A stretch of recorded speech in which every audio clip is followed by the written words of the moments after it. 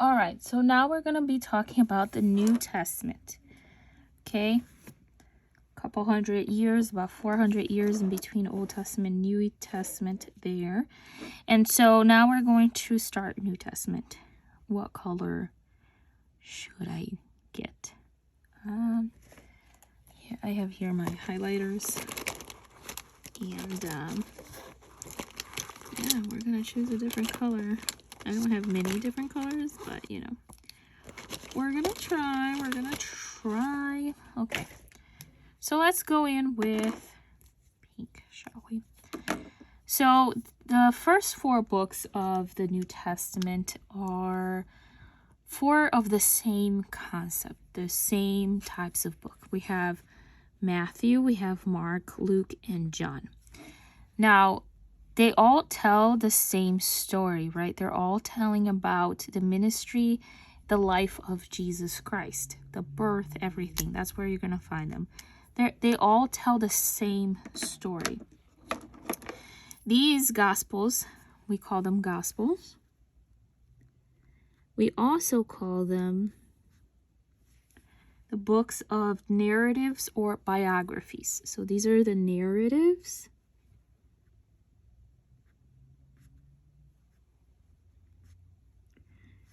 / biographical books. Biography. A lot of people just call them Gospels. That's fine too. But this is the life and ministry of Jesus and death of Jesus Christ. Why are there 4 different accounts of the same thing? Why do they need 4 different things? Because the audiences were different. So if we look at the book of Matthew, he focused on the Jewish culture. So in the book of Matthew, you're going to find more than 120 allusions to the Jewish culture, which means that there are more allusions to the Jewish culture in the book of Matthew than all 4 Gospels combined. Isn't that insane? So the book of Matthew is the Jewish culture. Let's write it down here. Let's see if I can write. And then the book of Mark, he focuses on the Romans. So you're going to find that when you're reading the book of Mark, many of the Jewish customs and everything, he explains it, which is awesome for us because we usually don't understand it. But he's explaining it because his audience were the Romans. They were not the Jewish people. And in the book of Mark, there's the most common word in the book of Mark is immediately, because he just goes through the facts. Because the Jewish culture, if you look closely, they liked to teach in a way that tells a story. So they would tell a story like Jesus would. They would count the story of the leper, the story of, different stories so that they could understand the concept of it. But the Romans, they liked facts. They didn't like the concept. They were more like us. They liked facts. So that's why Mark is written in a way that's like one after the other, one fact after the other. And it just goes a little faster. But it's the same story, but different audiences. The book of Luke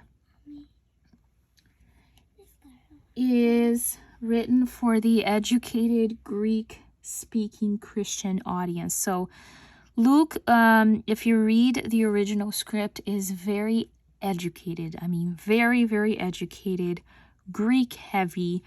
But he wrote this gospel so that it could be read out loud in public, and more than anything, to the Christian audience.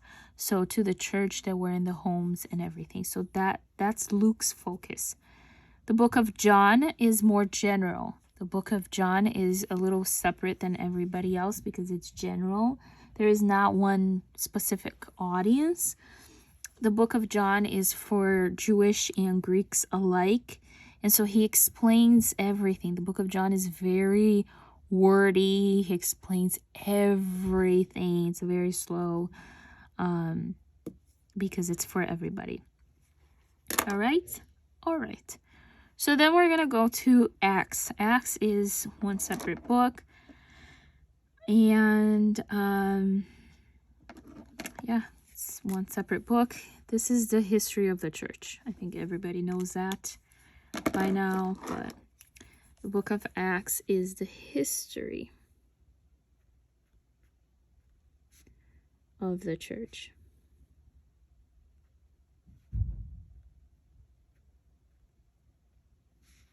Okay, I'm just gonna draw a line here like that. History of the church. You see the church is opening up, gaining number. You see also the tongues, being speaking in tongues and all of that.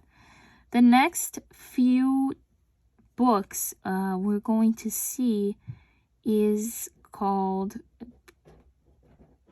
certain people call it the letters, but theologically speaking, it is actually called something else. So we have Romans all the way down to Philemon, I believe it's called the name. So we have Romans, 1 Corinthians, 2 Corinthians, Galatians, Ephesians, Philippians, Colossians, 1 Thessalonians, 2 Thessalonians, 1 Timothy, 2 Timothy, Titus, and Philemon. Certain books here you can see who the audience was, to the Romans, to the Corinthians, to the Galatians, through the, you can see who, what audience he was speaking to, depending on the title of the book, which is very, very nice of Paul to do. Certain people, like I said, they call it letters. These were the letters of Paul. Theologically speaking, if you want to be like that, they're called the Pauline epistles. So I'm going to write it down here. Pauline epistles. Okay? / letters of Paul that he wrote to these audiences. And if you want to go back and study the history, about each one of these audiences, it would be very helpful so you can understand why he wrote the things that he wrote, Then we go on to the general epistles, and these goes from Hebrew all the way to Jude. This is the general epistle. I'm looking for a colored marker here. So Hebrew, James, 1 Peter, 2 Peter, 1 John, 2 John, 3 John, and Jude. This is called the general epistles because they were written by different people to different audiences. They were just random like that. They were written by different people. Did I just say that? I think so. So these were the different epistles. These letters were written by John, by Peter, all of that back and forth there. So, yes. Yes. Not much to explain there. And then, of course, we have Revelation, which is the coming. What will come still.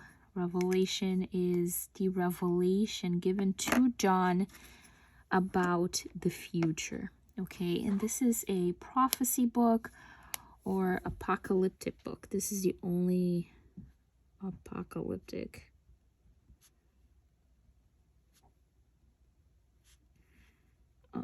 or prophetic book, right? Prophecy.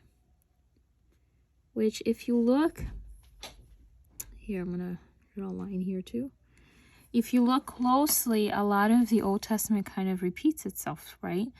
You have the Gospels, which can kind of concur with the prophets. You have the book of prophecy, the apocalyptic books like major and minor prophets. You have letters, you have the history, you have the law. Everything kind of repeats itself, but in a way that includes now Jesus, right? So, I hope that helps you guys understand a little bit more of the Bible. Right there. I don't know if you can see. Hope it helps to understand. If you guys have any questions at all, please let me know, and I will answer it for you. Okay? Happy reading. Hope you guys have a wonderful, wonderful day, and I'll see you in the next video. Bye.